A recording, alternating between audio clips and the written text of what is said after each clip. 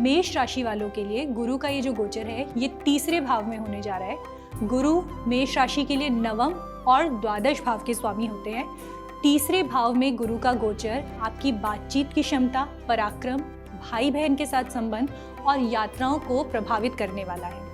इस गोचर के दौरान मेष राशि के लिए गुरु की दृष्टि सप्तम, नवम और एकादश भाव पर पड़ेगी। इससे आपको अपने जीवन में कई क्षेत्रों में परिवर्तन देखने को मिलेंगे।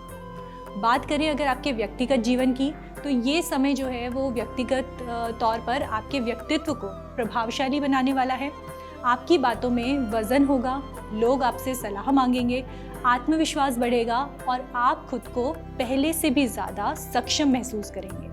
मगर ज़रूरत से ज़्यादा बोलने या ज्ञान बांटने की अपनी आदत से आपको बचना होगा, वरना आपके लिए ये नुकसानदायक हो सकता है। आपके अंदर एक ऊर्जा आएगी, लेकिन साथ ही अहंकार का भाव भी आ सकता है। इस पर नियंत्रण रखें। अपने विचारों और योजनाओं को सभी के साथ शेयर ना करें।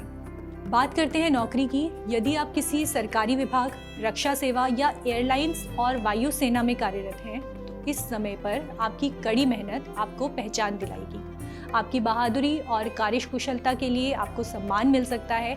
साथ ही नौकरी के नए अवसर भी सामने आएंगे। ऑफिस में आपके सुझावों को और बोलने की शैली से लोग प्रभावित होंगे, लेकिन आपको सलाह है कि अति आत्मविश्वास से आपको बचना चाहिए। व्यवसाय की अगर हम बात करें तो व्यापार के लिए बहुत ही अनुकूल समय है। गुरु की दृष्टि आपके सप्तम भाव पर पड़ रही है, जिससे कि व्यापार में विस्तार और नए पार्टनर मिलने के भी योग बन रहे हैं। यदि आप किसी नए व्यापार की शुरुआत करना चाहते हैं तो ये समय सफलता मिलने की संभावना है। पुराने व्यापार में लाभ के नए रास्ते खुलेंगे और आमदनी भी होगी। चलिए अब बात करते हैं प्रेम जीवन की। प्रेम जीवन में समझदारी और संवाद से रिश्ते बेहतर होंगे। जो गलतफहमियां थी वो सुलझ सकती हैं। अपने प्रेमी या प्रेमिकाओं की भावनाओं को समझने का ये समय है। केवल उनको ज्ञान देने की बजाय उनकी ज़रूरतों का भी ध्यान रखें। घूमने या छोटी यात्राओं के योग हैं जो प्रेम संबंधों को और भी ज़्यादा मजबूत करेगी। विवाह की अगर बात करें तो गुरु की सप्तम दृष्टि के कारण विवाह योग्य जातक जितने भी हैं उनके लिए समय बहुत अनुकूल रहने वाला है। विशेषकर महिलाओं के लिए कोई अच्छा रिश्ता आपके लिए आ सकता है या फिर रिश्ते की बात कहीं पर पक्की हो सकती है। विवाहित जातकों के लिए वैवाहिक जीवन में प्रेम बढ़ेगा। जीवन साथी के साथ कहीं घूमने फिरने का योग बन सकता है। थोड़ा सा धन खर्च पड़ेगा, लेकिन इसमें आप बजट का ध्यान रखेंगे तो सब चीज़ें मैनेजेबल रहेंगी। पारिवारिक जीवन की बात करें तो छोटे भाई बहनों के साथ रिश्ते सुधरेंगे।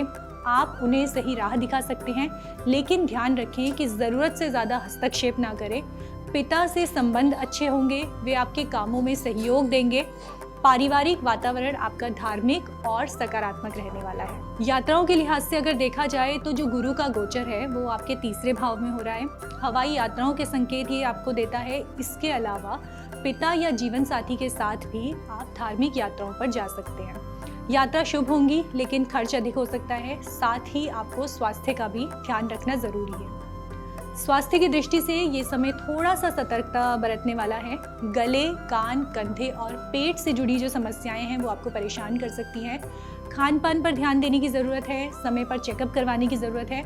मानसिक तनाव या अधिक बोलने से जो थकान होती है उससे बचने की कोशिश करें। आर्थिक स्थिति की अगर बात करें तो धन के आगमन के नए स्रोत बनते हुए नजर आ रहे हैं, लेकिन साथ साथ खर्चा भी बढ़ता हुआ दिखाई दे रहा है। यात्रा, जीवन साथी और परिवार, धार्मिक गतिविधियों पर आपके व्यय जो हैं वो बढ़ सकते हैं। बिना सोचे समझे निवेश करने से आप बचें, वरना फिजूल खर्ची पर आपकी बढ़ती जाएगी। इस पर नियंत्रण रखने की आपको बहुत ज़्यादा ज़रूरत है। अगर आप ज्योतिष से जुड़ी अधिक जानकारी प्राप्त करना चाहते हैं तो डाउनलोड करें माई ज्योतिष ऐप। एस्ट्रोलॉजी से जुड़ी लेटेस्ट जानकारी के लिए फॉलो करें माई ज्योतिष का फेसबुक और इंस्टाग्राम पेज।